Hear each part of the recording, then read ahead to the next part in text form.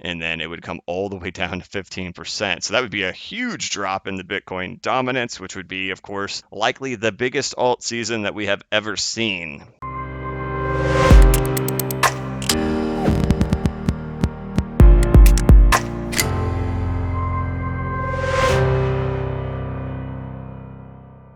Hey, what's going on, everybody? This is the Blockchain Backer bringing you the latest cryptocurrency news and analysis, and I hope that you guys are having an absolutely fantastic week. Today, we're going to take a look at the XRP price chart. We're going to talk a little bit about the news, take a look at the other charts in the market, and just kind of get an idea of what's going on today. We're going to take a look right here at the XRP price, and we could see that XRP is just hanging out in this zone. Now, we've been consolidating here for almost 2 weeks. So we're seeing the same thing that we always see in these consolidations. We saw it here in this zone. We saw it in this zone. And we saw it here. And we see it here that, with this being a daily content channel, sometimes there's a certain segment of the people who get bored. The prices stayed still, so they have nowhere to lash out at, and they lash out at me. And you know what? I guess that's what I'm here for.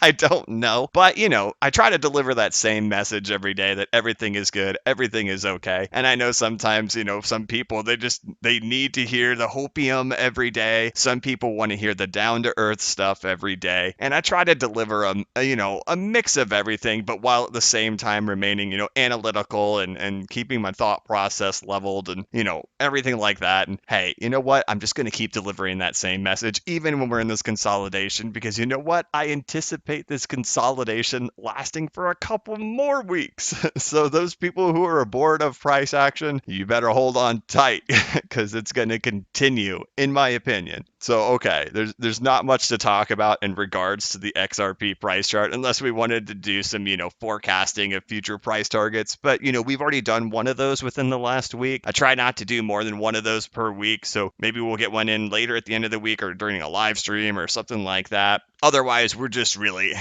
this is our future, guys. That's it for the next couple of weeks. So strap on tight. Just remember to keep your eye on the prize. And that is, we are looking for a big use case of Ripple and XRP. If we aren't there yet, then hey, it's not time to exit, right? So think about that. And we've talked about with Apple iPhones. Apple was never as big as it is today. It used to be a time where it was just a little baby fish swimming among all the other computers, with IBM out there. And IBM used to be like the biggest computer company out there. And a lot of people who watch these videos may not know that Apple was just like a Apple? You use Apple? It used to be like that. And the world has completely changed. And now that stock is flying like crazy after all these years. And the use case and the iPhones being in people's hands for nearly a decade now, right? When did those come out? Like 2000 and geez, that was like 2007 when the iPhone came out. So wow, we've been doing iPhones for 13 years. That's crazy. Are we there yet? No, we're in the super speculative phase, right? We're in that beginning phase of like the accumulating when the price is just a baby and stuff like that. So remember that. Today over at the World Economic Forum, Christine Lagarde did her, 30 to 40 minute speech to discuss the current state of the economy and inflation and oil prices and just all that kind of stuff going on throughout the world, as most expected and didn't speculate. XRP and Ripple were never mentioned in this. Of course, a lot of people on the internet and in the XRP community were hoping that she would say something like XRP is the next reserve currency or something. I don't know, but it was never mentioned. However, there are still the riddlers who are going absolutely crazy over this for Bearable Guy 123 because today is January 23rd, 1, 2, 3, and Christine Lagarde has this little owl pin on her jacket. So yeah, well, there you have it. The Riddlers will have something to go wild over for a while now. So there you have it. Later today, Brad Garlinghouse will be having his little, I don't even know what to call it, just, their little interview roundtable thing where they all sit and talk. I'm going to expect that that's going to be just as scripted as everything else that I've seen. So they've all the questions and answers have been practiced, but we'll see. They'll kind of dish out some information for us. We might get some actual information out of that. Who knows if they'll get them to slip up at all a little bit and give a little bit more than they were expecting. I really doubt it. I really think all these things are very practiced before they do it on this world stage. So that's really the main news for today. So we're all going to be highly anticipating to see what is said during this Ripple show that they have going on later. But back over to the markets and the charts, we can see that, hey, today, for the most part, everything is red. We've had this breakout of this down channel. It looks like the back test could be failing on it, or it's not even there and it doesn't even exist and it's way down here. That's why I really don't like trend lines and I don't use them very often because, man, they are just never respected. That's why I really love price levels and Fibonacci's, and you'll see me when I'm getting excited, it's over these types of things, and it's never going to be over these because, man, you have to be so, what's the term? You have to be so like loosey-goosey with where you draw your lines, and you have to say, okay, well, do we respect the wicks on these things? Do we not respect the wicks and we do where the candle closes? Or do we, or can we just kind of give it a little bit and say we want it to be there? It's really hard, and that's why I just don't really like to use trend lines at all. I'm way more focused on those Fibonacci levels and those percentage drawdowns. So as you can see, there's nothing at all to be worrying about with Bitcoin. The only way you would ever see me worried is if this line right here got broken.